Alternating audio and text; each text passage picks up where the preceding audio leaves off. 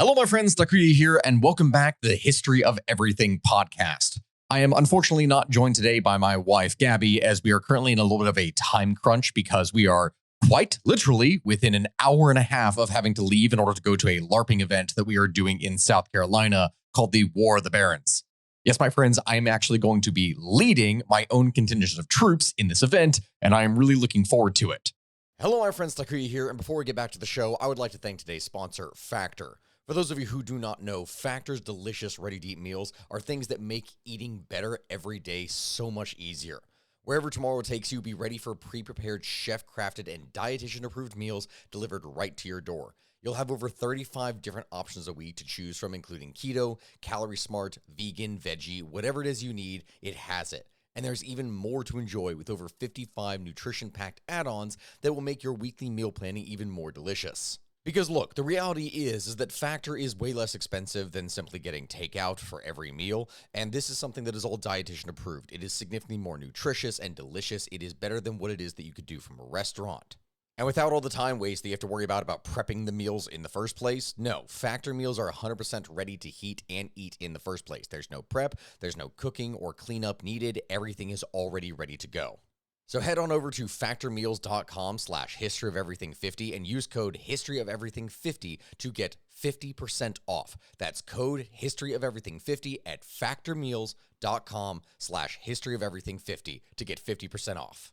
But on that note of leading troops, I figured that since one of the things that I'm doing on the YouTube page is that I am covering the Alexander the Great series, Making of a God, that they're making on Netflix, or not making on Netflix, but is currently out on Netflix, that I thought that we should do a proper, good history on Alexander the Great.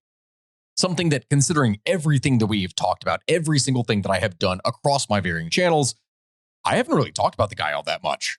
Like, I know I've made a couple shorts here and there, like in the case of the Siege of Tyre and other things like that, but in general, I really have not talked much about him, which is surprising. Because Alexander the Third of Macedon, which, yeah, he was actually the third, who is also better known as Alexander the Great, he is the king from the 4th century BC that was the son of King Philip II of Macedon, who would end up becoming king after his father's death in 336 BC. And then immediately after that would conquer most of what was at the time the known world. When we are talking about the history of Alexander, him and his campaigns are things that became absolutely legendary after his death. These are things that would influence the tactics and the careers of later Greek and Roman generals, and they would also at the same time inspire numerous biographies that would attribute to him a kind of god-like status. Many people would even say that he was the greatest general of all time. And even if that is not true, he is easily one of the most popular and well-known figures in all of history. But in order to talk about Alexander the Great, the man, we need to talk about Alexander the not yet great when he was still a child. So when Alexander was young, he was taught to fight and ride by Leonidas of Epirus, who was the ruler of a neighboring state and also a relative of his mother Olympias. From this, he was able to learn how to endure difficult things such as forced marches, and that was only in the military aspect. You see, his father, Philip, or Philip II, was interested in cultivating a refined king, one who would be able to do everything. And so he hired another tutor, Lysimachus, to teach the boy reading, writing, and also how to play the lyre. This teaching would instill in Alexander a love of reading and music, and in general, many things about Greek culture. And at the age of 13 or 14, he was then introduced to the Greek philosopher Aristotle. And yes, when I say Aristotle, I'm talking about that Aristotle, like the famous philosopher. This being one whom Philip would hire as a private tutor for the young king, or future king.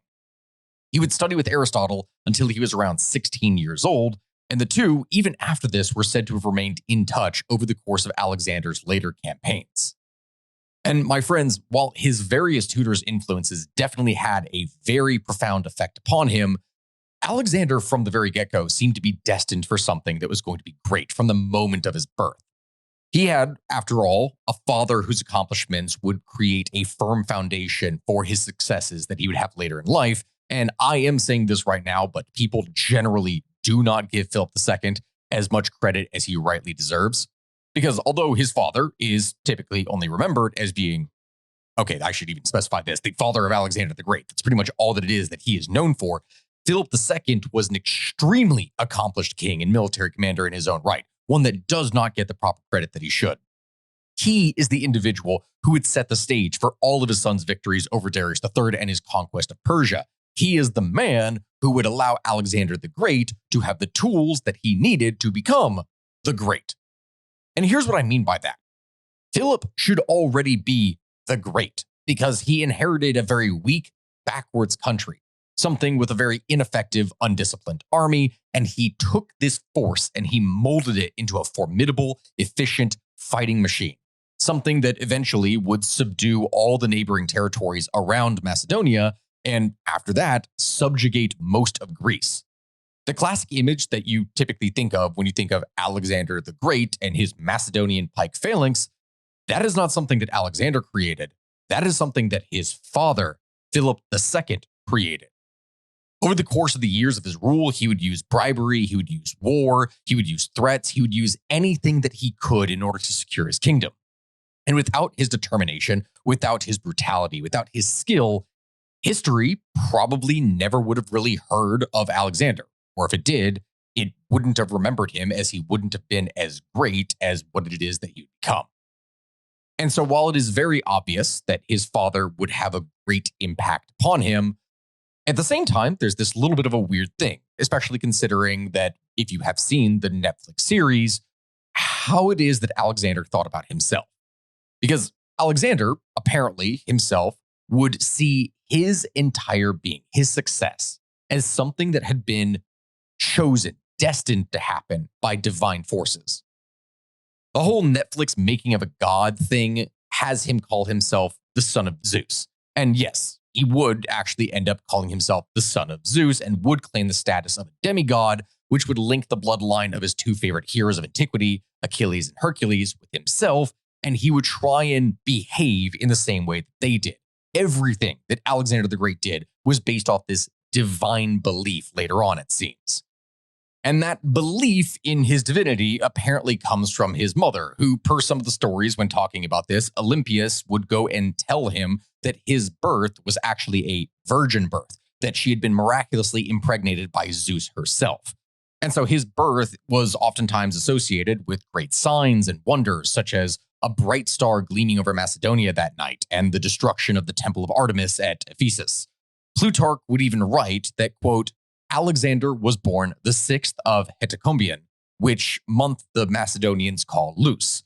That same day, the temple of Diana at Ephesus was burnt, which Hegesias of Magnesia made the occasion of a conceit frigid enough to have stopped the conflagration.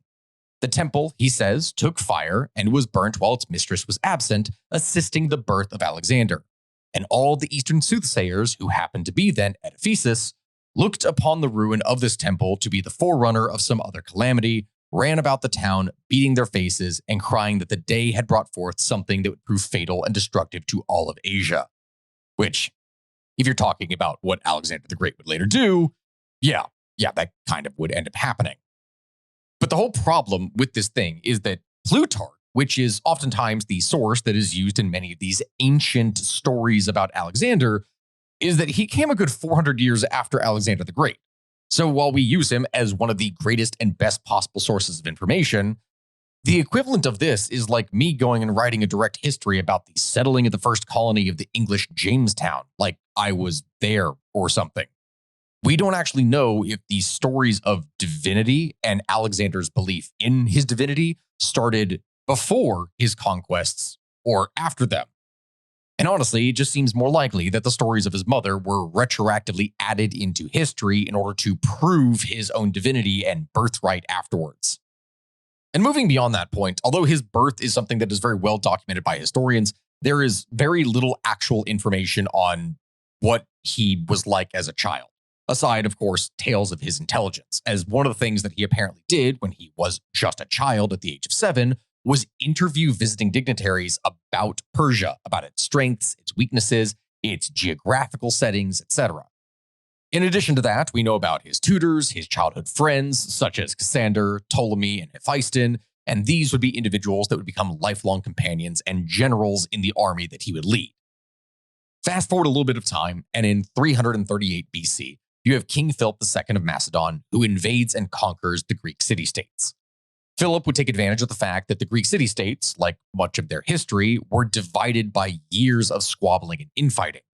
And from this, he would succeed in doing what no Greek city-state had been able to actually do. He would unite Greece. However, as time went on, he and his son and heir, Alexander, gradually began to grow apart. Whether this was because Alexander was very intelligent and could be potentially a threat to his throne or some other issue, we don't actually know.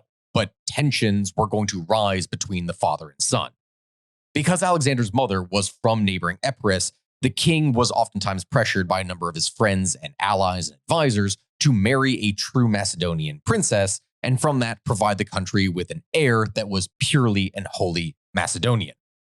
As an example of one of these things when this happened is that in 337 BC, Attalus, who was one of the close friends of King Philip and a Macedonian commander, would convince Philip to marry his niece, Cleopatra Eurydice, and from there would be able to provide a more suitable heir. As Plutarch would write about this, quote, "At the wedding of Cleopatra, whom Philip fell in love with and married, she being much too young for him, her uncle Attalus in his drink desired the Macedonians would implore the gods to give them a lawful successor to the kingdom by his niece." End quote. This, of course, being something that would imply that Alexander was not actually the lawful heir to Macedon, that he was perhaps not even Philip's child, a bastard.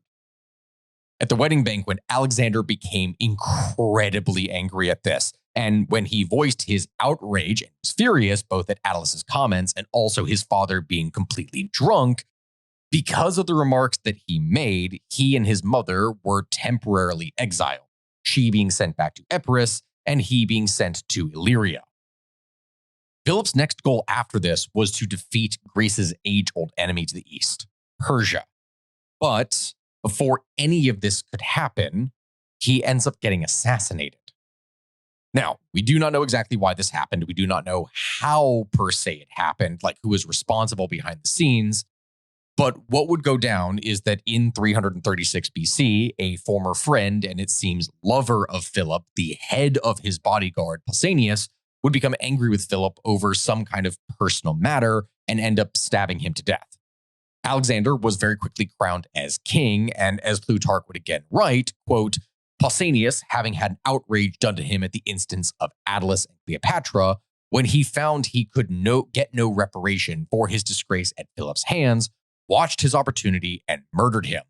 The guilt of which fact was laid for the most part upon Olympius, who was said to have encouraged and exasperated the enraged youth to revenge." End quote. Olympius's part in the assassination is never something that has actually been proven. Like, we do not know if she was responsible, but we do know that she, Alexander's mother, had always wanted the throne for Alexander. And it is very possible that with Philip having been married again and with the push of some of his advisors for a, quote, pure-blooded heir, then this is something that could have encouraged her to eliminate the possibility of this threat. And after that, Philip's new wife and child were also quickly put to death by Olympius, eliminating any kind of significant claimant to the throne. Alexander would then later also order the murder of Attalus, who was in command of the advance guard of the army in Asia Minor and was Cleopatra's uncle.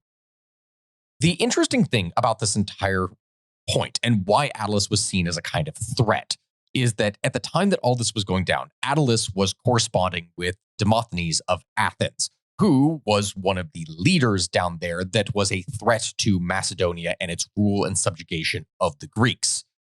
This was over the possibility of Attalus defecting to Athens and working against the Macedonians, an alliance, if you will.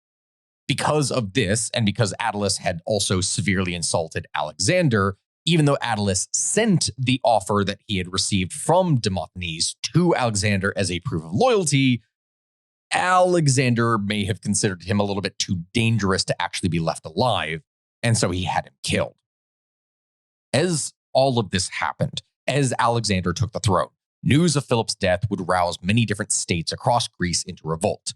These states would include Athens, Thebes, the Thracian tribes to the north, and Thessaly. When news of the revolts reached Alexander, he had to respond very quickly. He would muster around 3,000 Macedonian cavalry and would very quickly ride south towards Thessaly. And there, what he found was the Thessalian army occupying the pass between Mount Olympus and Mount Ossa. And so what he did was he ordered his men to quickly ride over Mount Ossa. And when the Thessalians awoke the next day, thinking that they were going to block Alexander from being able to attack them from the front, instead, what they found was Alexander in their rear, which panicked them, and they promptly surrendered, allowing him to add their cavalry force to the one that he already had, increasing his numbers, and then with this, he could continue south. As he would head south, he would stop at Thermopylae, and there he was recognized as the leader of the Sacred League before heading further south down into Corinth. And it's at this point, it's very obvious that any hope of resisting the new young king was over, and Athens promptly would go and sue for peace. Alexander would then go and pardon the rebels. And at Corinth, he would then take the title of hegemon or leader, and like Philip, was then appointed commander for the coming war against Persia. But at the same time that this happens, that he is down there in the south, he also receives news that the Thracians to the north are uprising. In the spring of 335 BC, then, he goes and advances to the north in order to try and suppress these revolts. He travels to the country of the independent Thracians, and at Mount Haemus, the Macedonian army would attack and defeat the Thracian forces there. The Macedonians would then march into the country of the Triballi, another tribe, and defeat their army as well. And after that, he would march for 3 days straight to the Danube, encountering the Getae tribe on the opposite shore. After crossing the river at night, he would manage to surprise them and force their army into a retreat, completely crushing things and once more finishing off the revolts. Except, no, it wasn't over. News would then reach him that the Illyrian chieftain of Cletus and King Glaucias of the Talanti, they were now also in revolt against him. And so now marching west into Illyria, he would then have to defeat each in turn, forcing the rulers to flee with their troops. With this, finally, these victories would allow him to secure his northern frontier, as well as the south and everything. Now it was time to head to Asia, right? No, that's actually not what would happen at all. Everyone talks about Alexander the Great and the leadership that he would exemplify heading east, but not nearly as many people dwell on what was going wrong at the beginning of his campaign. Because while Alexander was pacifying things in the north, after he had just finished things in the south, the Thebans and the Athenians would rebel once again against him. And so after pacifying things in the north, he then had to immediately head south again. And while other cities hesitated to actually take a stand against him, Thebes would, in this instant, actually decide to fight. However, their resistance did not work. And after beating them, Alexander would raze the city of Thebes to the ground and would end up dividing its territory between other cities that were more loyal to him. The end of Thebes was something that was going to cow Athens into seeking forgiveness again and not actually stand against him. This would finally, at long last, leave all of Greece temporarily at peace and under his thumb. Now was the time that Alexander could finally set out on his Asian campaign, leaving behind a region to rule in his stead, Antipater. And so with a Macedonian army of approximately 32,000 infantry and 5,000 cavalry, Alexander would cross over to Asia Minor in 334 BC to begin his conquest of Achaemenid Persia. And while Alexander and his men were at Troy, the Persians themselves were holding a council of local satrapies in order to discuss the arrival of this Macedonian king and how to possibly plan a strategy against him. One of the individuals that was leading things, Memnon, a high-ranking Greek mercenary that was loyal to King Darius, suggested that they should try and scorch the earth. By destroying crops, farms, villages, and everything along the way, this was going to deprive Alexander of getting any possible provisions to be able to fuel his army and move forward. However, the local satraps, which were vassals of the king, they didn't like this idea. Partly because Memnon was a Greek and they didn't want that to be something that overshadowed their Persian authority, but simultaneously, they didn't want their lands that they were still ruling to be destroyed. That was something that, since this was not directly operated by the crown, they were actually in charge of their own territory. This meant that they themselves would end up suffering the consequences afterwards. And so, no, they didn't want to do this. Of course, they considered Persia to be vastly superior in warfare, in money, in tactics, in everything to these invading Greeks, and so they didn't think that it was going to be necessary. Thus, they decided to put the Macedonians on the defensive by gathering their forces and waiting for Alexander at the river Granicus. This, at first, seemed like a really good spot because the Granicus was roughly around 50 or 60 feet wide and, at the same time, had a fast current along with steep embankments. This meant that for anyone who was actually defending themselves, since the Greeks would have to advance across it, that the defenders, the Persians, were supposed to have an advantage. And after receiving word from his scouts of the Persians' locations at Granicus, Alexander would advance towards the river.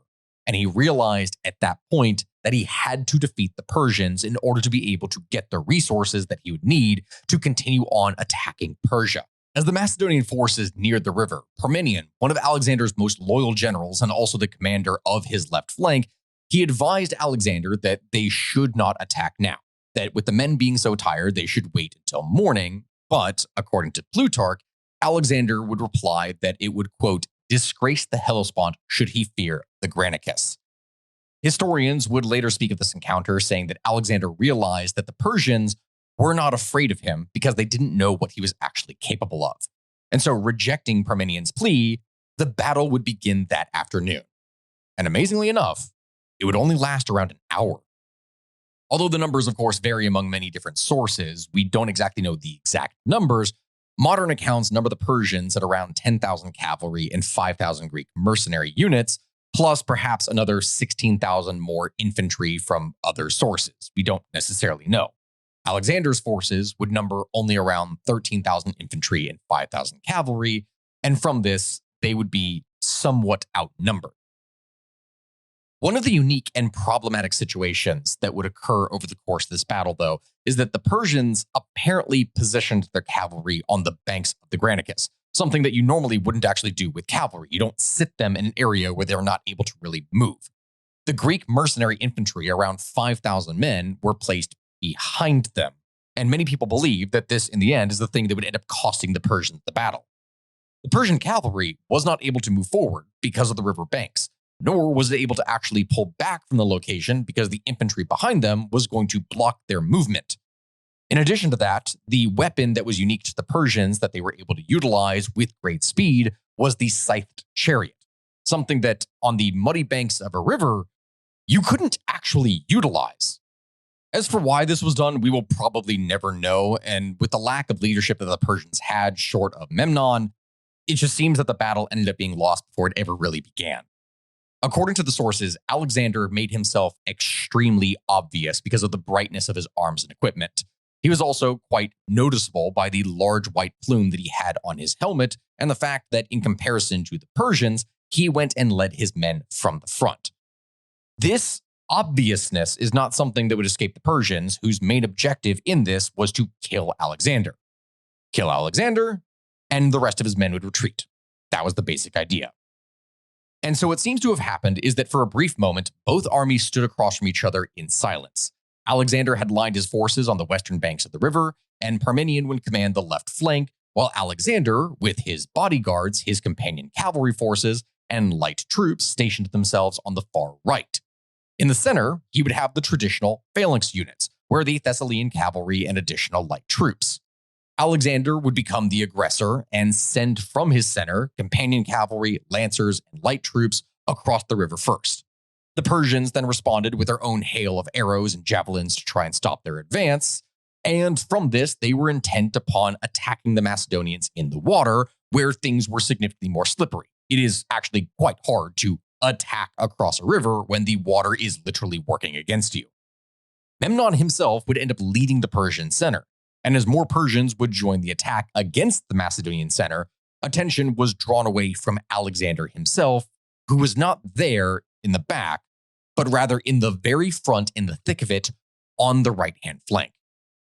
Although causing considerable damage to the attacking center, the Persian weaponry is not something that would be all that effective at being able to take them out. The Macedonians were utilizing long sarissas, these massive lances that were able to hold the Persians at bay and simultaneously still allow them to advance into their ranks. And amidst the sound of trumpets then, Alexander and his men would plunge into the water on the opposite side of the bank diagonally and attack the Persians directly. Upon arriving on the opposite side of the bank, the fight would turn into hand-to-hand combat, and although suffering a number of casualties, Alexander would gradually gain the advantage, with many Persians being forced to retreat after this. When this would happen, over the course of the battle, the Greek mercenary units would manage to hold the line, but for the rest of the Persians, they were forced into a rout. As all of this was happening in the thick of combat, Alexander would notice Mithridates, who was Darius's son-in-law, riding with a squadron of cavalry and would detach himself from the main Persian forces. Alexander attacked him, slashing Mithridates across the face, and Rhoesus, a Persian satrap commander, would also notice that this attack was happening and would attack Alexander himself, slicing off a part of the plume and cracking his helmet. Alexander would then very quickly stab him, and another Persian commander, Mithridates, would go and raise his own weapon in order to attack Alexander. But at the exact moment that this would happen, Cletus the Black would attack him first, cutting off Mithridates' arm and from this saving Alexander's life. With the loss of some of the key leaders of the Persian force, the Persians very quickly became disorganized and, although not entirely destroyed, their morale was, and from this they would retreat. As the Persians fell back and retreated, Alexander, instead of pursuing them, would go and turn his attention to the Greeks, individuals that would beg him for mercy, but this is not actually something that would end up happening. We don't know why, per se, what would happen, but the way that Plutarch would end up describing the entire thing is that, quote, the mercenary Greeks, who, by making a stand upon a rising ground, desired quarter, which Alexander, guided rather by passion than judgment, refused to grant, and charging them himself first, had his horse, which in this case we're not talking about the famous horse Bucephalus, killed under him. And this impulsiveness of his to cut off these experienced desperate men cost him the lives of more of his own soldiers than all the battle before, besides those who were wounded. Yes, so what ended up happening is that rather than going and allowing these Greeks to surrender, he would instead surround them on all sides and attack them himself, killing them. Of the 5,000 Greek mercenaries who were there, only 2,000 are reported to have survived, and these were then sent back to Macedon in order to work as slaves in the mines. The rest of them were, of course, slaughtered. As for why Alexander ignored their pleas, we don't necessarily know. Some believe that he wanted to make a point of them taking Persian money, while others say that it was mostly just anger and the near-death experience that he had had in the battle that still had his blood up and caused him to then resort to violence rather than forgiveness. After this battle would happen, he would then liberate, as he would commonly phrase much of his conquest of varying cities, the cities of Sardis and Ephesus from Persian rule that same year before moving on to others in Asia Minor. At Ephesus, he would offer to rebuild the Temple of Artemis, which had been something that was destroyed by arson when he had been born, but the city actually didn't allow him to do this, weirdly enough.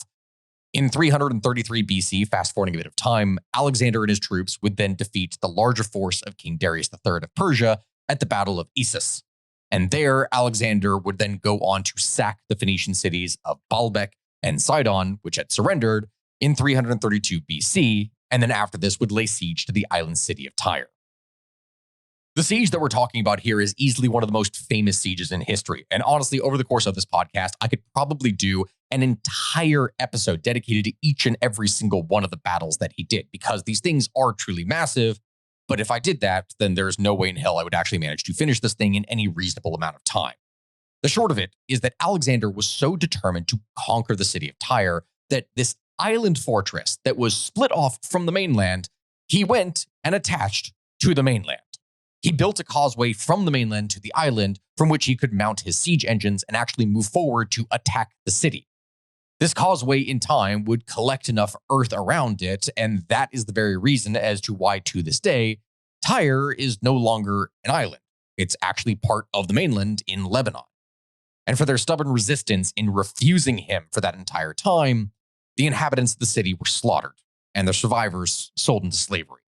In 331 BC, then, he would move down and conquer Egypt, where he would found the famous city today of Alexandria. At the Oracle of Siwa, this is where he was actually proclaimed the son of the god Zeus Ammon. And from this, he would start adopting many different, I'm not even sure about the phrase that I would use here in order to describe this. Mannerisms, beliefs, ideas. This appears to be when he would actually start to identify himself as being of divine origin, as the son of a god and not a mortal. He was a demigod, much in the same way as Achilles was. And though he had conquered Egypt at this point, Alexander wasn't interested in staying there. He wasn't interested in converting everyone over to his ideas or his beliefs or his religion. No, the only thing that he cared about Egypt was the wealth that it would bring him and his empire, of allowing him to keep his troops supplied and allow him to move into the real prize that he desired, Persia. Now, that's not saying that he didn't ruthlessly suppress people or uprisings, because he absolutely did. As everything that we've described here so far, he would not hesitate to annihilate anyone who opposed him. But after designing plans for the city of Alexandria, he didn't stick around. He left Egypt for Syria and then northern Mesopotamia, and after that would pursue things into Persia. In 331 BC, Alexander would meet King Darius III again at the battlefield of Gaugamela, where, once again, facing overwhelming numbers against him, he would decisively defeat Darius III, who would ultimately flee the field. Alexander would then move on to take Babylon and Susa, which surrendered unconditionally without resistance. In the winter of 330 BC, Alexander would then march towards Persepolis, who would actually go and resist him at the Battle of the Persian Gates, which was actually defended by an individual called Ariobarzanes and his sister Yotab at the head of the Persian troops. Alexander would defeat these forces and take Persepolis, and in response to them resisting him, he would burn the entire city to the ground. According to some of the ancient historians, when talking about this story, Alexander reportedly started the fire, which destroyed the main palace and most of the city, as revenge for burning the Acropolis back during Xerxes' Persian invasion of Greece 100-something years earlier in 480 BC. Fast forward a little bit of time, and the Persians at this point have lost pretty much everything. In the summer of 330 BC, Darius III gets assassinated by his own general and cousin Bessus, which was an act that Alexander was thoroughly disgusted by. Darius III's corpse was treated with the greatest respect, as were the surviving members of his family, as Alexander didn't want that to happen. He wanted to beat the enemy properly, fair and square. But the end result was pretty much the same. Alexander would proclaim himself king of Asia, and then instead of suing for peace with the new ruler Bessus, he would instead continue on with his conquests, marching into the region of modern-day Afghanistan. In 329 BC, he would go on to found the city of Alexandria Escate on the Xartes River, destroying the city of Syropolis. There, he would defeat the Scythians at the northern borders of the empire, and between the fall of 330 BC and the spring of 327 BC, he would campaign against Bactria and Sogdiana, the battles for which he would win, just as he had won every single one so far. Eventually, the cousin of Darius III, Bessus, was captured and executed for his treachery against his former king. The whole reason as to why this was done was to send a message to the Persians that any disloyalty of that kind was never something that was going to be rewarded. It did not matter if any generals tried to betray their leaders in order to side with him. The mere fact that they would betray their king in the first place meant that there was no way that they could actually be trusted. And so, he was executed. Over the course of this time period, Alexander would found many different cities, of which Alexandria in Egypt is merely only one of them. I actually forget at this point about how many we're talking about here, but the number is quite literally in the hundreds from the amount that we know that did happen versus the others that perhaps have been wiped away from history. He would, during this time, not only try to push his image as a liberator and a freedom fighter of Greece, but simultaneously as a god. It was during this time that he would adopt the title of Shah, the King of Kings, something that was used by the rulers of the First Persian Empire. In keeping with this status, Alexander would actually introduce the Persian custom of forcing those who would address him to first kneel and kiss his hand. As you can probably imagine from all this, Alexander is getting a little bit full of himself, and the Macedonian troops that serve under him are, as time is going on, becoming more and more uncomfortable with him essentially being treated as a god and also at the same time adopting more Persian customs, the very people that they were there to fight and conquer in the first place. Eventually, assassination plots would be hatched against him, and these would fail. They would end up getting revealed, and the conspirators behind them would be executed. And it didn't really matter who it was at this point, even if they were old friends and compatriots. Callisthenes, who is actually one of the childhood friends that Alexander grew up with, was one of the people who ended up getting implicated in one of these plots. Cletus, that individual that we had mentioned before, the guy who had actually saved Alexander's life at the Battle of Granicus, he would end up falling into the same kind of trap. In 327 BC, Alexander would end up disposing of both of these people in separate incidents for treason and questioning his authority. Alexander, as time went on, became more and more involved in drinking, something that he already had done. He already was a heavy drinker, and this apparently was a big problem in his youth, but drinking to excess became an even greater issue as time went on. And in the case of Cletus's death, this is likely something that influenced him being killed. Both Cletus and Callisthenes had become quite vocal in criticizing Alexander and his adoption of Persian customs. And although he was extremely skilled at dealing with the people that he conquered, when his own subordinates went against him, this was not something that he ever allowed. And when he was drinking, this would turn things pretty nasty. He would oftentimes break out into bouts of violence. And Cletus would end up dying a swift death because of this, through a javelin that Alexander would throw at him after one of these bouts of drinking. Callisthenes, on the other hand, was imprisoned and would die in confinement.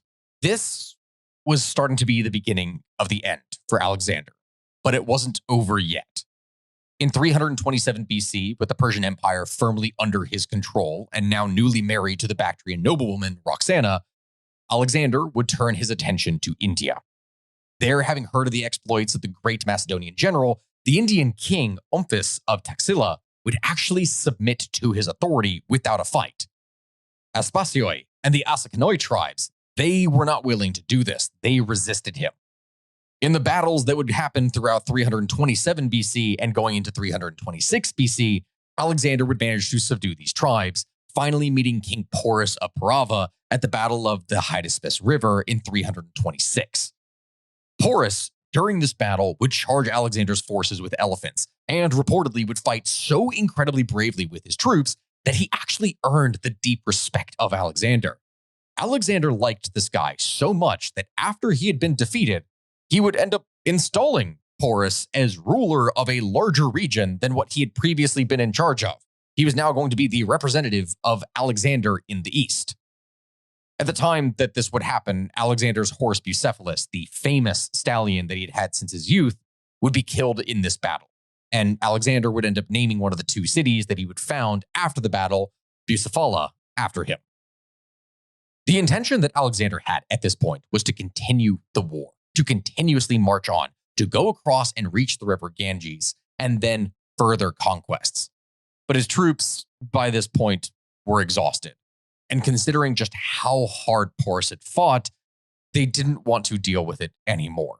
They'd been away from their families for some of them a decade at this point, and they didn't want to continue on. So these troops would mutiny in 326 BC and refuse to go any further. Alexander tried to get his men to press on, but they were not willing to do this. And so failing to win them over, they would finally get their wishes. He ended up splitting his army into two, sending half back to Susa by sea under the command of Admiral Nearchus through the Persian Gulf, and would march the other half of his troops through the Gedrosian Desert in 325 BC, almost a full year after his troops had mutinied. From there, he would move through the regions, pacifying them once again to make sure that they didn't revolt against him. And upon his return, he found that many of the satraps that he had left back in Persia, who he'd entrusted with the rule of the land, had apparently abused their power. And so he executed these, as well as any who had vandalized the tomb of Cyrus the Great at the old capital city of Pasargadae. He then ordered the ancient capital and tomb to be restored, and he took other measures to try and integrate his army with the people of the region and merge the cultures of Greece and Persia to mixed results.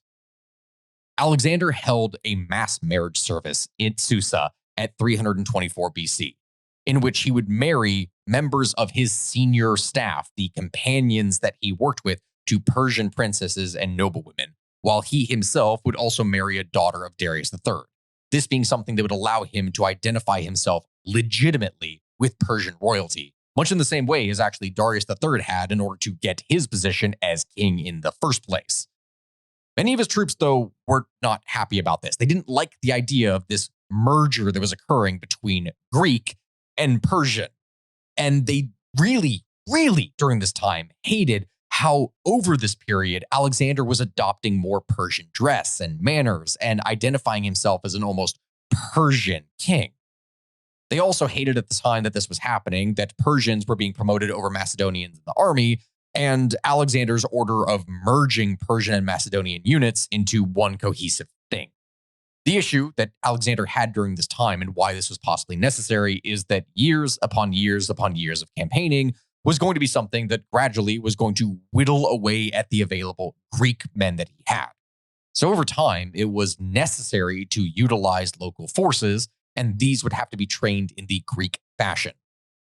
Alexander would respond by appointing Persians to prominent positions in the army, and would then award traditional Macedonian titles and honors to Persian units. His troops couldn't really do anything at this time. They would eventually back down and submit to his wishes, and in a gesture of goodwill, he would return more titles to the Macedonians and would have a massive feast in which he would dine and drink with the army. At this point, he had largely forgotten about a number of the customs that made people uncomfortable. He no longer required people to kneel and kiss his hand in deference before being able to speak with him. But still, his men were not exactly comfortable with how he still composed himself as a Persian ruler rather than a Macedonian king. And it's around this time, in 324 BC, that his lifelong friend from his childhood, and also, I'm going to say this, possibly his lover and his second in command, Hephaestion, would die from a fever. Now, when this would happen, there were some reports saying that he died of sickness. There were some that said that he was poisoned out of jealousy from others. We don't necessarily know.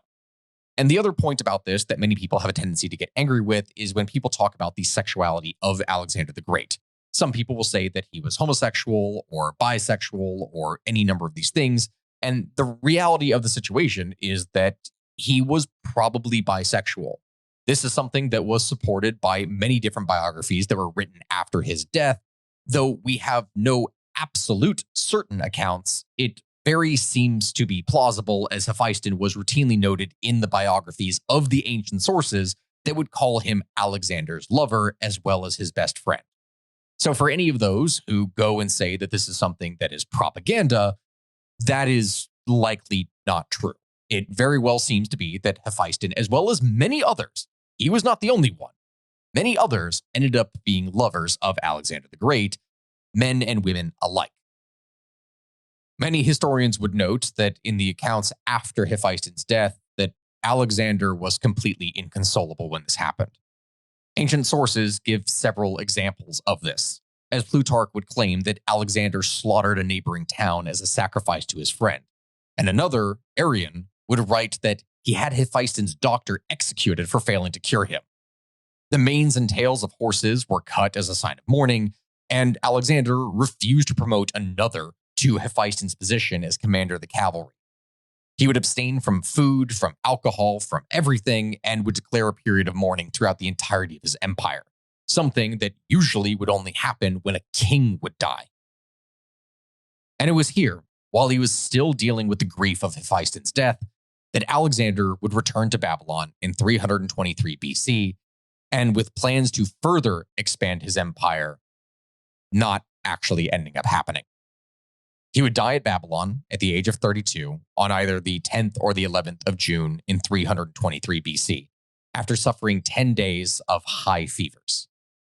There are multiple theories that concern exactly how it is that he died, and these things would range from poisoning to malaria to a variety of different things, perhaps coming from bad water, from a bacterial infection that he could have obtained. We simply do not know. Plutarch would say that 14 days before his death, Alexander would entertain his fleet admiral Nearchus and his friend Medius of Larissa with a long bout of drinking, after which he would fall into this fever from which he would never recover. For fear of what would happen when he died, people would ask him who should succeed him, and Alexander reportedly said, "To the strongest," which that is something that doesn't exactly leave things, secure. The answer would lead to his empire becoming divided between 4 of his generals, Cassander, Ptolemy, Tigranes, and Seleucus, these becoming later known as the Diadochi, or the successors. Plutarch and Arrian, the historians, would claim, though, that he didn't actually say this, that he had instead passed on his reign to Perdiccas, who was the friend of Hephaestion with whom Alexander had carried their friend's body to his funeral in Babylon. Perdiccas was also Alexander's friend, as well as his bodyguard and also a cavalryman, and it would make sense considering that Alexander had the habit of rewarding those that he was close with very good favors, and that he would choose Perdiccas over others because of that close relationship. We don't know the truth of this matter, though, because following Alexander's death, the generals ignored this possible wish, and Perdiccas was assassinated in 321 BC. His longtime comrade, Cassander, would then order the execution of Alexander's wife, Roxana, Alexander's son by her, and also Alexander's mother, Olympias, in order to consolidate his power as the new king of Macedonia, which was a title that he would not actually manage to hold on to, as he would later lose this to Antigonus I. Ptolemy I is said to have stolen Alexander's corpse as it was en route to Macedon, and instead taken it down to Egypt in the hopes of securing a prophecy that the land in which it was laid to rest would become prosperous and unconquerable. There, he would end up founding the Ptolemaic dynasty, and this is something that would last, as we've already previously covered in episodes, until 30 BC, which would end with the death of his descendant, Cleopatra, the lover of Mark Antony. Seleucus would go on to found the Seleucid Empire, something that would comprise of Mesopotamia, Anatolia, as well as parts of India, and he would actually end up being the last remaining of the Diadochi after 40 years of constant fighting between them and their heirs. Eventually, he would become known as Seleucus I Nicator, or the Unconquered, and none of Alexander's generals would possess the same level of skill, intelligence, anything that was necessary in order to be able to unite his empire. Instead, all of them would eventually fall apart, until these regions would be conquered by Rome. Still, though, the influence that they would have over these regions would allow them to create the Hellenistic period, something in which Greek thought and culture would become combined with the indigenous thoughts and populations of the people around them. And from here, we would get the Hellenistic period, as I said.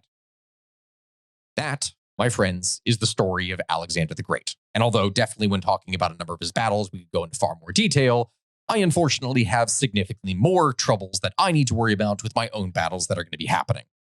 So my friends, thank you very much for listening here today. I appreciate all of you. I hope to see you all here again in the future. Thank you very much for listening and or watching, depending upon when you see this on YouTube. Goodbye, my friends, and I will see you next time.